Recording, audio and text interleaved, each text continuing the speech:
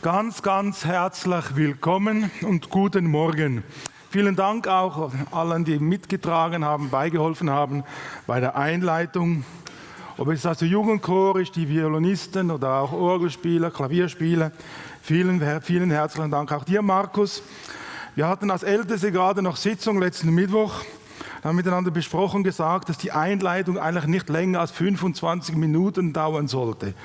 Schaut mal auf die Uhr. Hat sich genau daran gehalten. Echt fantastisch. Also vielen Dank, Markus. Er hat sich wirklich vorbereitet mit der Stoppuhr zu Hause. Wir machen heute Morgen weiter mit unseren Schritten durch die Bibel. Römer Kapitel 10. Und wenn Sie eine Bibel mit dabei haben, können Sie gerne aufschlagen. Wir wollen versuchen, Vers für Vers miteinander durchzugehen und zu schauen, was hier der Römer Kapitel 10 uns zu sagen hat. Nun, David Hume, ein bekannter Philosoph, Skeptiker und Atheist, er wurde von einem Freund gehänselt, weil er sonntags jeweils in die Kirche ging, um den schottischen Pastor John Brown zu hören. Hume verteidigte sich und sagte Folgendes: Ich glaube nichts von alledem, was er sagt, aber er glaubt. Und einmal in der Woche, da möchte ich jemanden hören, der glaubt, was er sagt. Nun, der Apostel Paulus, er war zutiefst durchdrungen von der Wahrheit des Evangeliums. Diese Wahrheit des Evangeliums prägte sein ganzes Leben. Er sagt, wenn wir ganz am Anfang vom Römerbrief lesen, sagt der Apostel Paulus in Römer 1, Vers 16, denn ich schäme mich des Evangeliums von Christus nicht. Denn es ist die Kraft Gottes, die einen jeden rettet, der glaubt, zuerst die Juden und dann auch die Griechen. Diesem Evangelium war Paulus mit Haut und Haaren, hat er sich verschrieben. Diesem Evangelium war Paulus völlig verpflichtet. Dieses Evangelium, von dem er wusste, dass es die Kraft hat der Vergebung. Dieses Evangelium, von dem er wusste, dass es die Kraft hat zur Versöhnung. Dieses Evangelium, von dem er wusste, dass es die Kraft hat zur Erneuerung und Errettung. Diese Kraft, von dem Paulus auch schreibt an die Korinther in 1. Korinther 1, Vers 18, wo Paulus sagt, denn das Wort vom Kreuz ist eine Torheit denen, die verloren gehen. Uns aber, die wir errettet werden, ist es Gottes Kraft. Also die Botschaft des Evangeliums, die der Paulus uns darlegt im ganzen Römerbrief, zeigt uns, Römer Kapitel 1 bis 8, zeigt uns, keiner muss verloren gehen. Jeder, der da will, darf errettet werden. Keiner muss der Sünde dienen. Ein jeder, der da möchte, der darf in den Himmel kommen. Und deswegen sagt Paulus auch in Römer 1, 16, ich wiederhole mich, es ist zur Errettung für einen jeden, der da glaubt. Und so zieht sich dieser rote Faden durch den ganzen Römerbrief, angefangen Kapitel 1 bis Kapitel 8. Dieser rote Faden, wie uns der Apostel Paulus aufzeigt. Zuerst einmal das Evangelium zeigt uns, wer wir sind. Da ist keiner gerecht, auch nicht einer. Aber dann zeigt uns dieses Evangelium auch, dass einer ans Kreuz von Golgatha ging, um für unsere Schuld zu bezahlen. Dass jeder, der das im Glauben erfassen will, es auch erfassen darf und annehmen darf und ein Kind Gottes wird. Ein Kind Gottes, das schlussendlich sagen kann, aber lieber Vater. So endet das Römer Kapitel 8. Und dann geht Apostel Paulus in Römer Kapitel 9 und zeigt uns dann, wie er richtet den Schwerpunkt, wie ein Scheinwerferlicht richtet er auf Israel. Und in diesem Römer Kapitel 9 kommt die ganze Not des Apostels Paulus bezüglich seines Volkes zum Ausdruck. Israel, das eigentlich folgendes Ziel hatte. Israel sollte den Völkern die Erlösung Gottes bekannt machen. Sollte hinweisen auf den Messias Israels. Und so kommt Paulus und redet in Kapitel 9 über die Chance, die Israel eigentlich verpasst hat. Israel hatte den Auftrag, wie ein Scheinwerfer auf Jesus hinzuleuchten. Aber weil sie diesen Auftrag verpassen, sagt Paulus dann in Römer Kapitel 9, Vers 2, ich bin voller Trauer und ich empfinde tiefen Schmerz, wenn ich an Israel gedenke. Ja, warum ist Paulus voller Schmerz? Weil Israel, sein Volk, das Ziel verfehlt hat. Das Ziel, den Auftrag, den eigentlich Gott ihm zugedacht hat. Sie sollten Gottes Macht und Herrlichkeit groß machen. Sie sollten seine Bündnisse und Gebote halten. Sie sollten für die ganze Welt ein Licht und ein Segen sein. Sie sollten Gottes Heil proklamieren. Aber was tut Israel? Es versinkt in Götzendienst. Sie lehnen sich gegen Gott auf und die ganze Geschichte, wenn wir das Alte Testament lesen, das ist eine einzige Auflehnung gegen ihren Auftrag, ja, gegen den Auftraggeber, gegen Gott selbst. Ja, sie kehren schlussendlich ihrem Gott den Rücken zu, sodass schon der alttestamentliche Prophet Jeremia sagen muss, in Jeremia Kapitel 7, Vers 24, da sagt der Jeremia, und er macht sich zum Sprachrohr des lebendigen Gottes. Und er sagt dann dort, aber sie gehorchen mir nicht. Also er klagt über das Volk Israel, das den Auftrag hatte, Gott groß zu machen.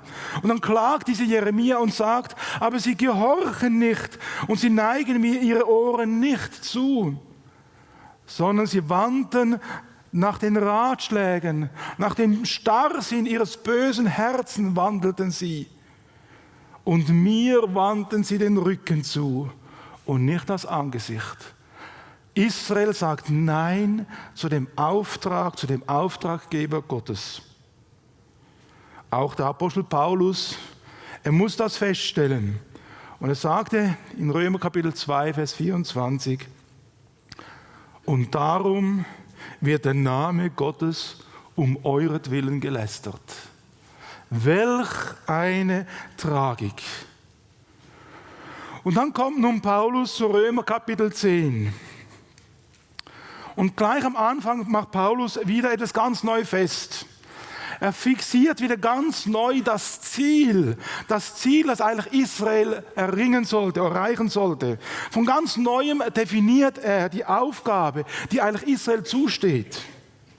Und so lesen wir in Römer Kapitel 10, Vers 1 folgenden Vers. Dort steht, Brüder, der Wunsch meines Herzens und mein Flehen zu Gott für Israel ist, dass sie gerettet werden. Und der Schwerpunkt ist auf was? Ist der Schwerpunkt auf Israel oder auf Rettung? Der Schwerpunkt ist auf Rettung. Ich will, dass sie errettet werden. Es ist meines Herzens Wunsch, mein Flehen, dass sie gerettet werden. Es geht Gott immer, im ganzen Alten Testament, im Neuen Testament geht es immer um eines. Es geht immer um Rettung. Gottes Ziel hat sich seit dem Sündenfall nie geändert. Er will Errettung. Er möchte nur eines.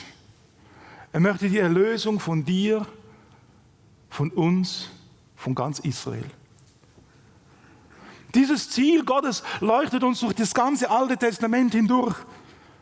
Gott will Rettung. Schon der Prophet Hesekiel, auch andere Propheten haben gesagt, denn ich will nicht den Tod des Gottlosen, sondern dass er sich bekehrt und lebt. Gottes Ziel mit uns Menschen ist eines.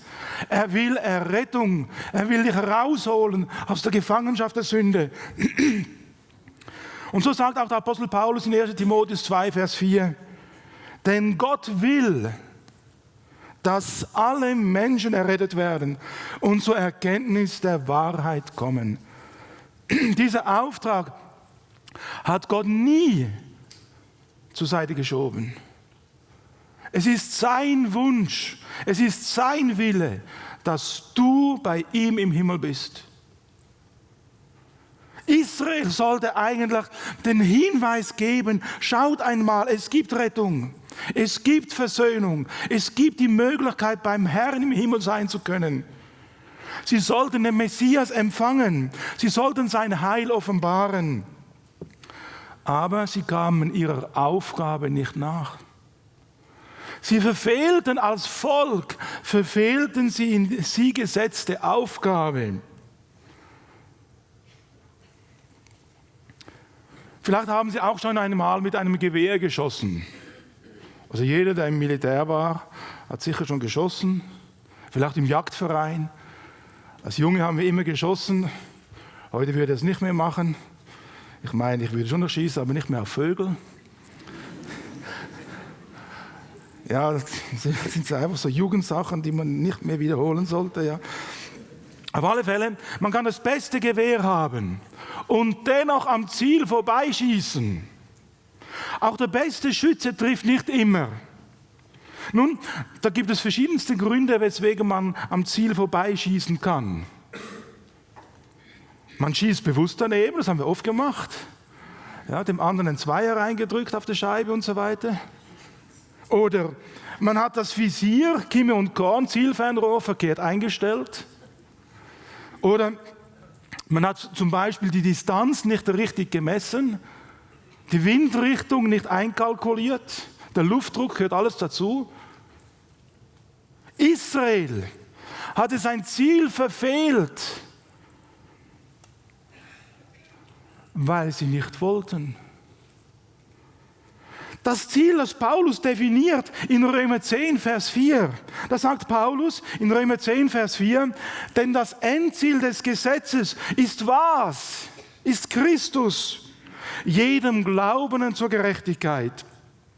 Also noch einmal, das ganze Alte Testament verfolgt ein Ziel, nämlich den Messias bekannt zu machen. Das ist das Ziel Gottes. Vom Sündenfall bis hin zum Malachi. Selbst der Mose sagt, nach mir wird einer kommen, ein Prophet größer als ich, auf den sollt ihr hören, ist niemand anders als Jesus Christus. Jesus sollte verkündigt werden. Israel sollte den Messias offenbaren. Dieses ganze Alte Testament, die ganze Symbolik der Stiftshütte, der ganze Opferdienst im Tempel, ja selbst die Priester, die Leviten, die Propheten sind alle Hinweise auf den einen, auf das Ziel Gottes, auf Jesus Christus. Und an diesem Ziel geht Israel vorbei. Und da stellt sich die Frage, warum ist denn Israel gescheitert? Paulus behandelt das in Römer Kapitel 10. Paulus sagt in Römer Kapitel 10, Vers 2, denn ich gebe ihnen das Zeugnis, dass sie Eifer haben für Gott. Und wenn man die Geschichte des jüdischen Volkes ein wenig verfolgt hat, wenn man zum Beispiel Bücher gelesen hat, die nachbiblische Geschichte des jüdischen Volkes, man sieht ihren Eifer, ihr Ringen für ihre Überlieferung, für die Torah. Man sieht, wie sie ringen, um vor Gott gerecht zu werden.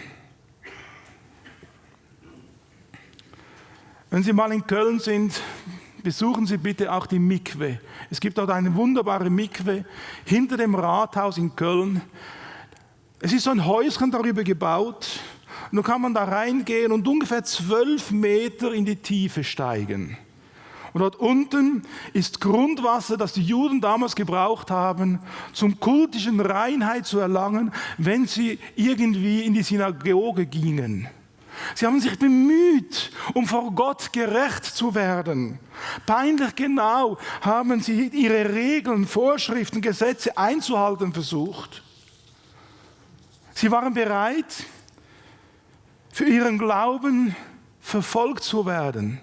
Selbst in den KZs haben sie nicht abgeschworen ihrem Glauben.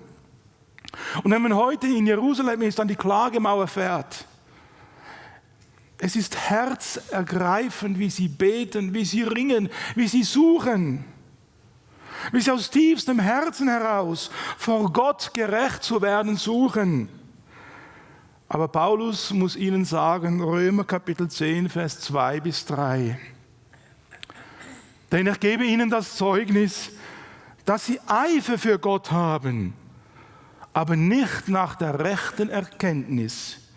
Denn weil sie die Gerechtigkeit Gottes nicht erkennen und ihre eigene Gerechtigkeit aufzurichten trachten, haben sie sich der Gerechtigkeit Gottes nicht unterworfen. Paulus bezeugt ihren Eifer. Paulus bezeugt ihre Anstrengungen. Paulus bezeugt ihre Bemühungen. Und doch gehen sie am alles entscheidenden Punkt vorbei. Sie verfehlen das Ziel. Das Endziel, das Paulus definiert hat in Römer 10, Vers 4. Denn das Endziel des Gesetzes ist Jesus Christus. Für das ist das ganze Alte Testament gegeben. Es geht um Jesus. Und du kannst alles in der Welt, kannst du dich bemühen. Du kannst dich anstrengen. Du kannst regelmäßig zum Gottesdienst kommen. Aber wenn du Jesus nicht hast, gehst du am Ziel vorbei. Gott will nicht die Anstrengung. Gott will nicht dein Bemühen. Er möchte nur eines, und es ist sein Wunsch seit Anfang, Beginn der Menschheit, dass du zu Jesus kommst. Dass wir uns in seine Arme werfen, dass wir Ja sagen zu dem Messias Israels, zu Jesus Christus. Und ich denke, das ist das Schwerste überhaupt. Mit dem haben wir Menschen am meisten Mühe, einfach zu Jesus zu kommen, unseren Bankrott vor Gott zu erklären. Ohne eigenes Dazutun. Herr Jesus, ich kann es ja nicht, aber ich komme zu dir. Herr Jesus, ich habe mich bemüht, aber Herr Jesus, ich merke, ich brauche dich. Dass wir ohne eigene Anstrengung einfach ihm vertrauen. Der Paulus, er weiß, aus eigener leidvoller Erfahrung weiß er, wie hat er sich abgemüht. Und den Juden war er der Vorderste von allen in den Bemühen bezüglich der Überlieferungen aus dem Judentum. Er wollte sich den Himmel verdienen. Aber es ist völlig unmöglich. Und so sagt Paulus dann in Römer 10, Vers 5, wer dennoch durch das Gesetz vor Gott bestehen will, für den gilt, was schon Mose geschrieben hat. Wer alle Forderungen des Gesetzes erfüllt, der wird leben. Und es liegt in der Sache unserer Natur, dass wir das gar nicht können. Unmöglich. Du kannst dich bemühen, du kannst dich anstrengen, es klappt nicht. Ich kann mich bemühen, ein lieber Ehemann zu sein, aber es klappt nicht immer. Ich brauche jemanden, der mir hilft. Ich brauche den Herrn in meinem Leben. Israel ist gescheitert. Ja, weswegen sind sie gescheitert? Weil sie sich selber angestrengt haben. Weil sie gemeint haben und meinen, durch ihr eigenes Bemühen in den Himmel kommen zu können, vor Gott gerecht zu werden. Und deswegen sagt Paulus in Vers 3, denn weil sie die Gerechtigkeit Gottes nicht erkennen und ihre eigene Gerechtigkeit aufzurichten trachten, haben sie sich der Gerechtigkeit Gottes nicht unterworfen. Der einzige Weg, die einzige Möglichkeit, um vor Gott gerecht zu werden, beschreibt uns Paulus nun in Römer 10 ab Vers 4. Und ich lese es nach der Übertragung Hoffnung für alle. Und es wird so wunderbar, kommt das zum Ausdruck. Da heißt es, aber wer den Weg zu Gott durch den Glauben an Christus gefunden hat, also durch was? Durch den Glauben.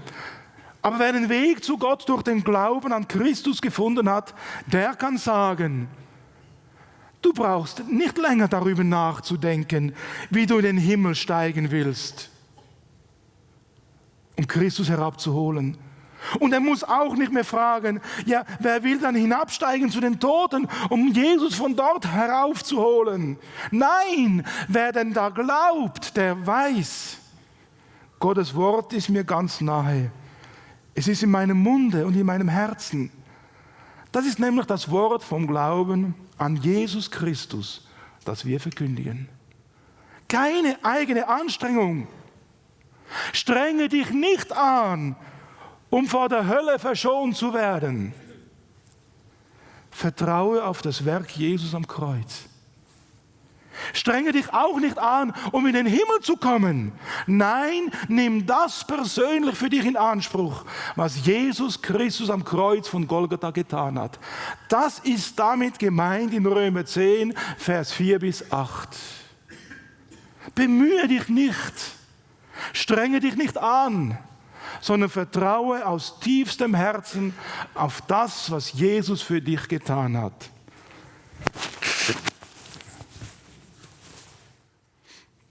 Dazu eine kleine Geschichte. Bei einer Lawinenübung wurden 2 junge Männer in den Schnee eingegraben. Es sollte erprobt werden, wie Verschüttete zu finden sind. Und in dem Moment, wo sich beide im Schneeloch befinden, also jeder separat in einem Schneeloch, da löst sich tatsächlich eine Lawine. Stunden später konnte einer lebend geborgen werden. Der andere, er war tot. Nun, die ganze Bergwacht fragte sich ja, wie kann ein Mensch in einer solchen Situation überhaupt überleben? Wie kann das sein, dass man nach so vielen Stunden noch lebend da rauskommt?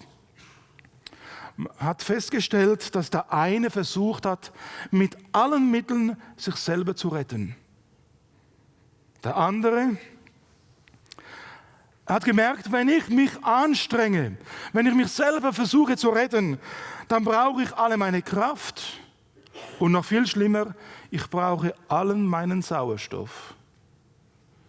Dann hat er gesagt, halt, die Rettungsmannschaft ist ja schon da. Ich warte darauf, bis die mich retten. Und er hat überlebt. Ist es nicht auch so in unserem Leben? Wir können aus eigener Kraft uns nicht aus dem Loch der Sünde befreien. Wir können uns unmöglich den Himmel verdienen. Israel ist daran gescheitert und scheitert heute noch. Wir sind alle verschüttet in der Grube der Sünde und der Gefangenheit des Satans. In einem Kerker der Gebundenheit. Und da stellt sich die große Frage, was tun wir? Strengen wir uns selber an? Wollen wir uns weiterhin selber befreien? Selber die Mauern der Gefangenschaft durchbrechen? Oder geben wir es zu, wie dieser eine Verschüttete, der gesagt hat, ich selber, ich kann es nicht. Aber ich glaube daran und ich weiß, dass die Suchmannschaft dabei ist, mich zu suchen. Und so sagt die Schrift, also hat Gott die Welt geliebt, dass es einen einzigen Sohn gab, auf das alle, die an ihn glauben, nicht verloren werden, sondern das ewige Leben haben. Gott ist auf der Suche nach dir. Du, der du gefangen bist in dem Kerker der Sünde und selber nicht rauskommst. Und Paulus, er geht dann weiter und sagt dann in Vers 6a, die Gerechtigkeit aber aus Glauben, die sagt also, was sagt derjenige, der gerettet wird? Das Wort ist dir nahe, Vers 8b, das Wort ist dir nahe, in deinem Munde und in deinem Herzen. Es ist das Wort des Glaubens. Der Glaube, der sagt, ich kann nicht, ich brauche Hilfe. Ich selber kann mich nicht befreien. Je mehr ich mich bemühe, umso schlimmer wird's. Der Glaube, er gesteht ein sein eigenes Unvermögen. Der Glaube, er weiß, ich brauche Jesus. Und dieses Wissen, dass ich Jesus brauche, da kommt Paulus wieder und fängt dann noch einmal an und zeigt, ja, wie kommt dann dieser Glaube? Durch Wissen. Ja, wie kommt dieses Wissen zu mir? Und Paulus fährt fort und sagt dann in Vers 14, 16 und 17. Paulus zeigt uns, ja, wie sollen sie den aber anrufen, an den sie nicht geglaubt haben? Wie sollen sie aber an den glauben, von dem sie noch nie etwas gehört haben? Wie sollen sie aber hören ohne einen Verkündiger?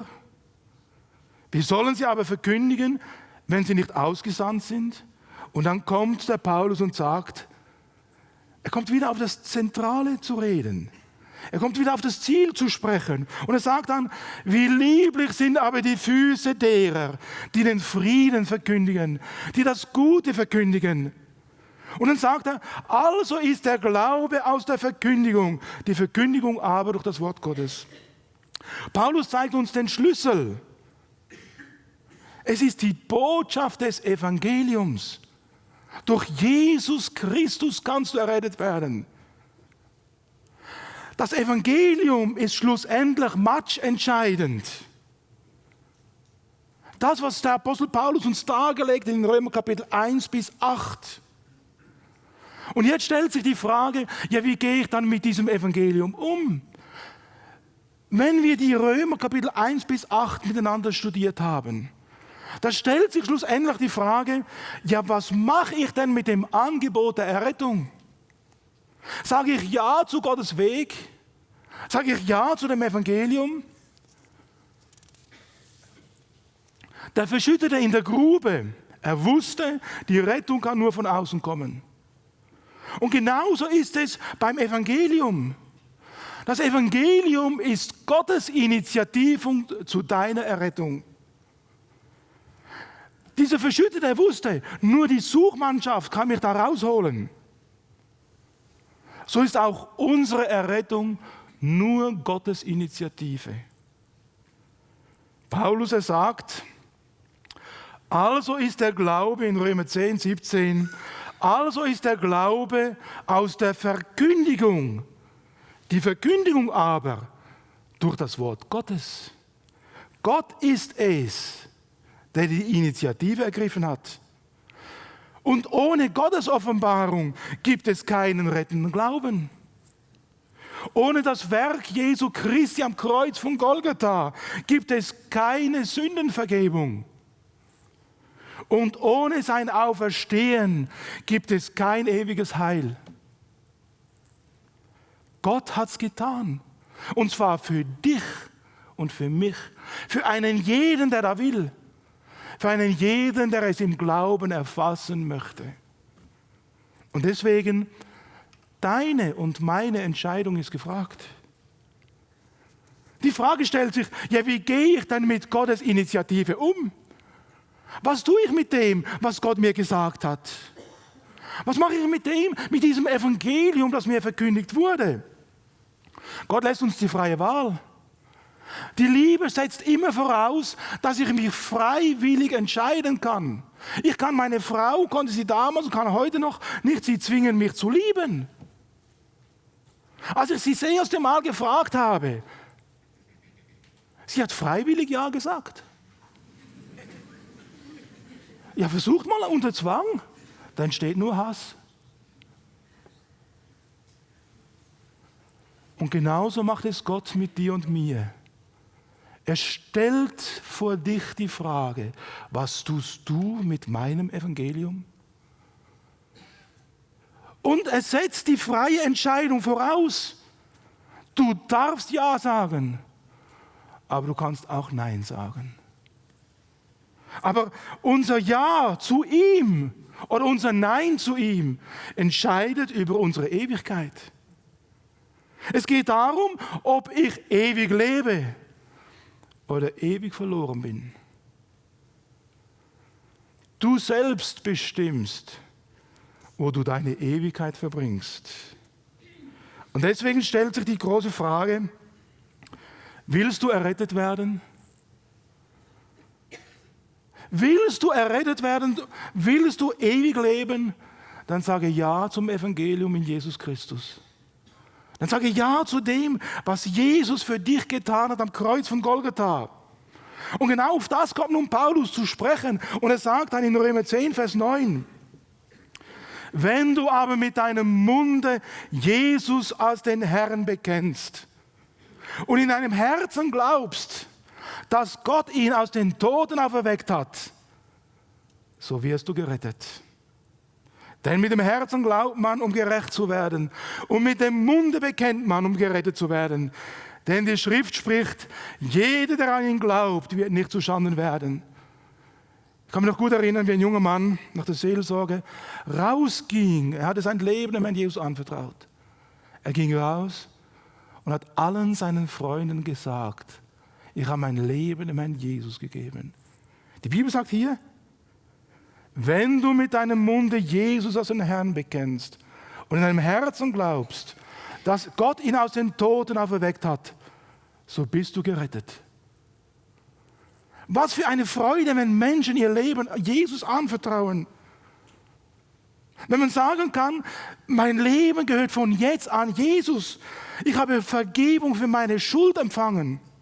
Ich weiß, ich bin ein Kind Gottes. Jesus lebt in mir. Ich habe eine wunderbare, herrliche Zukunft. Ich weiß, wo ich hingehe. Paulus sagt, jeder, der an ihn glaubt, er wird nicht zu Schanden werden. Und dann kommt Paulus und er übergibt uns einen großen Auftrag.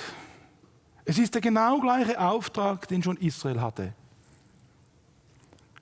Paulus stellt die Frage in den Raum, Römer 10, Vers 14, ja, wie sollen sie aber den anrufen, an den sie nicht geglaubt haben?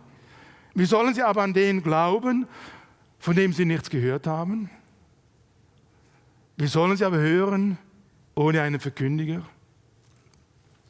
Paulus zeigt uns die große, weltumspannende Aufgabe, die wir als Gemeinde Jesus haben, die du hast, die ich habe.